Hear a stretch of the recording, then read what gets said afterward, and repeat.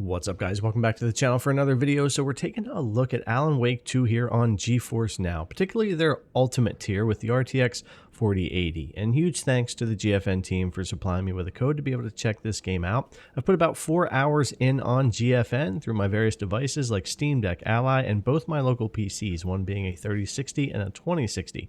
And the RTX 4080 from GFN streaming in the cloud is definitely the best way that I have here to play the game. So let's go ahead and get into it. We are using the PC app over on Windows 11 to stream this, recording with OBS, and I am Ethernet connected with 1 gigabit internet. So a decent connection and ideal here. You may get this pop up for GPU driver if it hasn't been fixed by the time you're watching this video. If that happens, click OK and then bring back up Alan Wake and everything should move forward for you just fine. But I did want to note that in the video real quickly for you. Now, as you can see here, I am streaming 4K 120 FPS, and the game's FPS, of course, will vary, as I'm going to leave that unlocked throughout the video.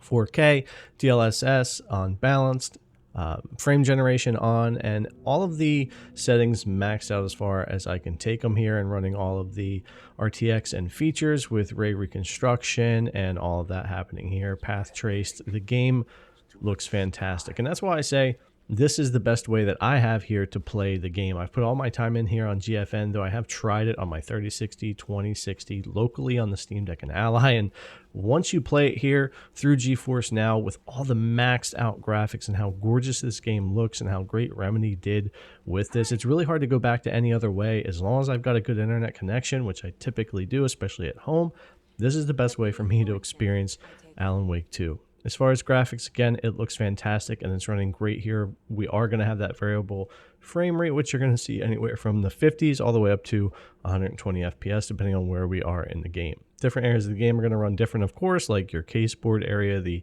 area in her mind where you're kind of figuring out your clues and laying everything out, and then other areas of the game, which is going to be different various parts of the town, the woods, and various other areas of the game as you go along. And being able to really play this at maxed out settings using all the features that NVIDIA has to offer on the 4000 series GPUs really does this game a lot of justice. It's using a lot of that with the ray reconstruction, with using DLSS balanced here, or quality if you prefer. I don't really like performance.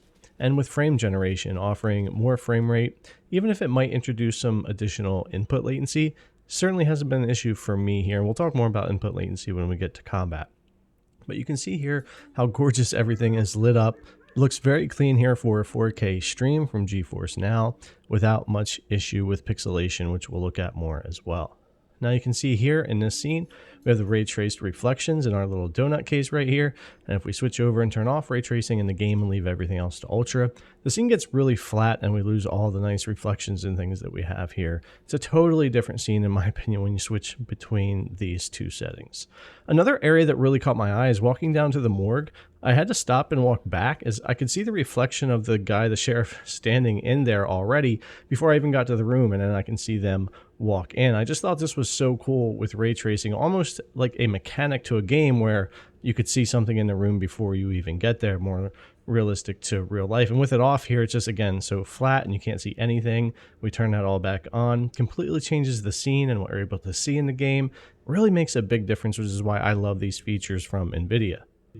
Now, taking a little bit of a further look at performance here, this would be native 4K with no frame gen or DLSS, and this is an easy to run spot. It wouldn't be something you can pull off in other areas of the game. If we turn on DLSS quality and leave frame gen off, you'll see we bounce up to around 60 FPS or so. Again, this would be much lower in other areas. Go to balanced here on DLSS, we'll go up around 70 FPS, which would work out for the most part here. And then if we go ahead and add frame gen on there, we'll get around 100 FPS here. So being able to top all those features on top of each other, and I think balanced really works well for this game, and frame generation, we're able to really pull off a lot smoother experience here that just looks fantastic streaming from the cloud at 4K on 120 FPS stream as our frame rate's a bit higher.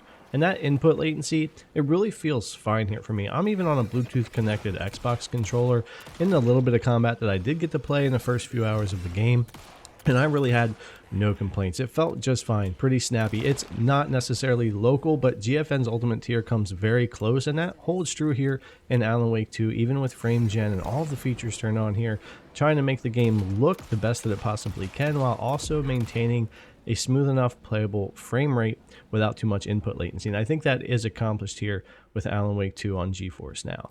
Not only does this game just look fantastic, Remedy nailed the art style and just how good the dark areas. This game is so dark and it still just, it looks really, really good. Not just here, but when you're playing as Alan Wake over in that area of the game as well. And I don't want to get into too much of the actual game, but it just looks really good. Remedy has done a fantastic job here of really giving the sense of the darkness and the dark areas, but using all the NVIDIA features with path traced, ray tracing and direct lighting and all these things that really help keep the scenes more properly lit, that make them look fantastic and much more realistic and easier to really enjoy a dark game like this, if that makes any sense.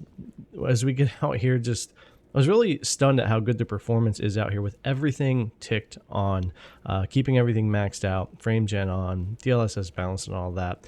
It looks fantastic here.